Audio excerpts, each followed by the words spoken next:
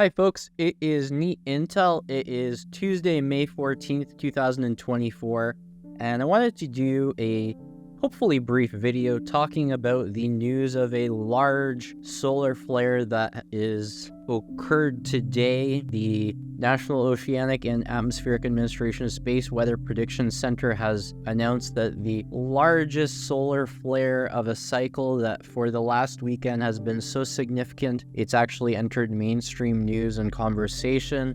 This has happened today, and I guess there are some channels out there, either on YouTube or other social media, that are reporting to some of you that this is a cause for alarm. Spoiler alert, it's absolutely not, but I want to walk you through how you could have figured that out yourself, and you don't necessarily need anyone else to report on these things for you. First, a little bit of context. So as mentioned, over the past few days, this weekend in particular, there was a significant set of solar flares, and I'm not an expert in this topic by any measure whatsoever, nor am I going to pretend to be like some others might. So if I mix up any terminology, I apologize. I may use some terms interchangeably that I shouldn't be. But basically what happened over the weekend, a lot of solar activity, and it actually translated into for the purpose of this channel, what it translated into was it was a little bit harder to pick up HFGCS messages, a little bit harder to pick up shortwave radio traffic on the whole. At some points, it may well have been impossible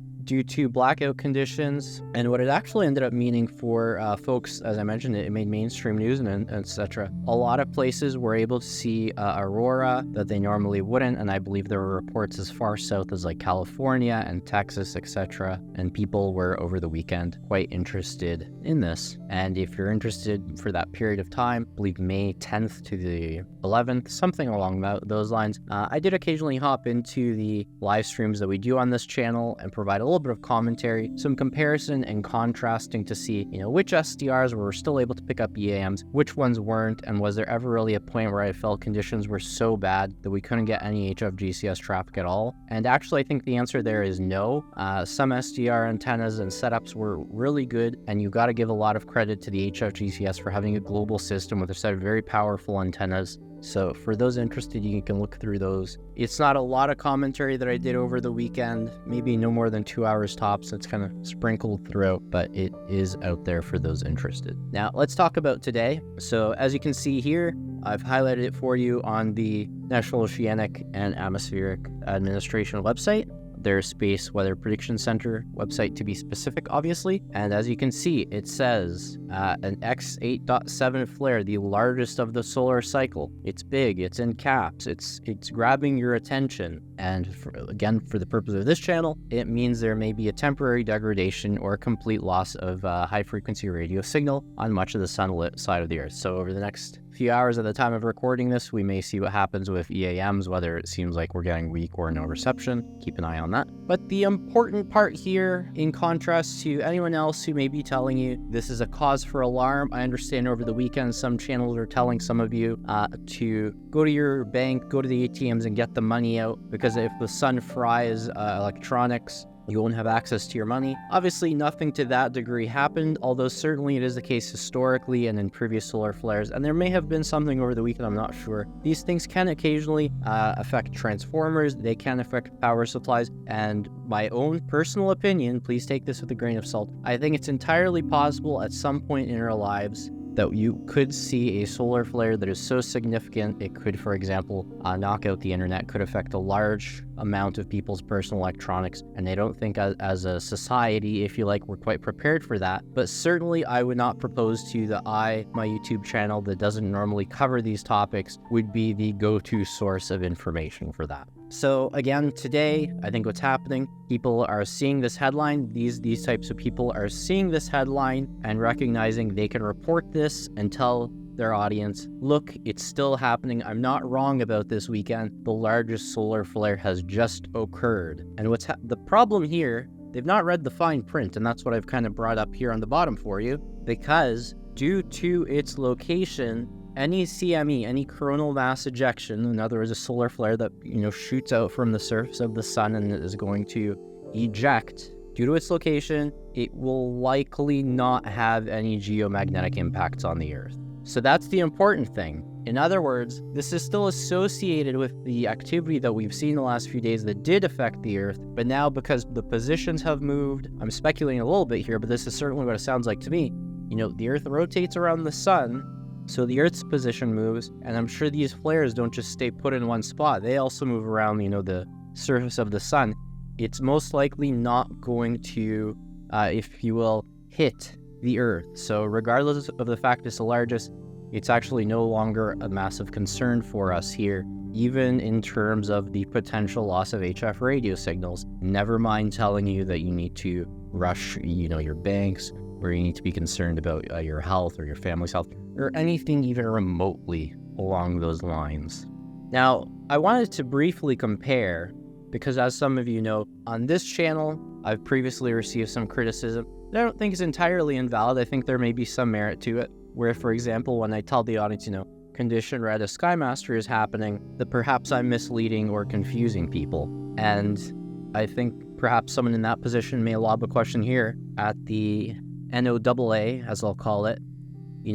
Is this the best way of delivering information to an audience? So right now, these people who are fear-mongering, that's what they're doing. They're visiting this website, right? They don't usually check at this website. They're not too curious, but every now and again, when they see something is showing up on the news and they say, oh, I can do that. I can take that and I can bring it to my audience. Or even anyone who, with the best of intentions, is coming to this website to say, what's going on? What you need to understand is that this website is not necessarily tailored to a general audience. It's going to implicitly assume some level of familiarity, and that is called out here. They do identify that they are serving They do call out that they are serving essential space weather communities: Aurora, aviation, electric power, emergency management, GPS, radio communications, satellite, space weather enthusiasts. Most of the time, when people come to this website, they're already a bit familiar. So in the context of what is significant here, this style of reporting to their usual audience is appropriate. These things do not happen at this level very often. I believe I saw over the weekend, and I would encourage anyone interested to double check this, that this was the most significant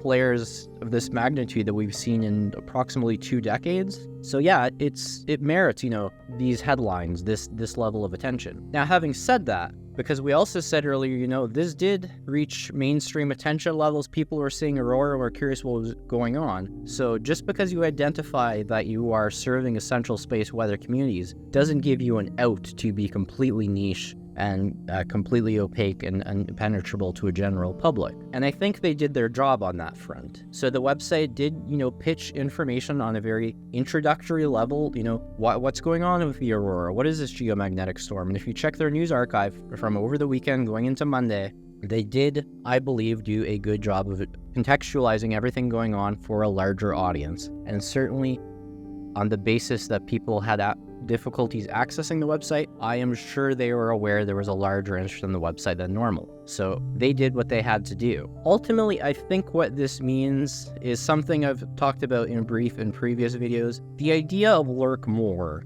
is important in any community, in any topic. If you're just learning about something for the first time, hold back a bit. See what are people saying. If this is your first time visiting the Space Weather Prediction Center, you're not familiar with the website, look through the news archive, click the information buttons on the top, see what information they do have available to you, and then compare and contrast. If the only time you're going to go on this website is during events such as what we've just experienced, then yes, it's going to look to you like a website that is presenting exciting, high alarm, intense stuff about, these large flares, and it's hard for you to understand what's going on. And again, I'll draw a parallel with the HFGCS. Most of the time, there's not much going on the HFGCS. On a good day, you're going to get 15 or more EAMs, but nothing much else is going on. It's fairly boring to a lot of people. Not necessarily to me, even to me sometimes. But if you're only showing up when there are Skymasters or Sky Kings and immediately want to know what's going on, it can be tough to service that.